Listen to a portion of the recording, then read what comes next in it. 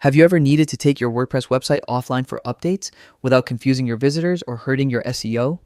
Well, that's exactly where under construction or maintenance mode comes in handy. When your website needs a quick tune-up, plugin update, or a full redesign, putting it into maintenance mode lets you safely work behind the scenes while still showing visitors a professional notice that your site will be back soon. It's like hanging a "Be Right Back" sign on your digital door.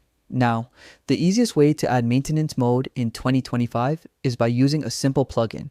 No coding needed. Some of the best and most reliable options are WP Maintenance Mode, Under Construction and Maintenance Mode, and Under Construction Page. Here's how it works. First, go to your WordPress dashboard. Head over to Plugins, Add New, and search for one of these maintenance plugins. Install and activate your preferred one. For example, Under Construction Page. Once activated, navigate to the Plugin Settings tab. There, you can enable the maintenance mode with just a single click. Most plugins also let you customize your page. You can add your logo, a countdown timer, contact information, or even social links so your visitors stay connected while you're working on updates. And don't worry about search engines.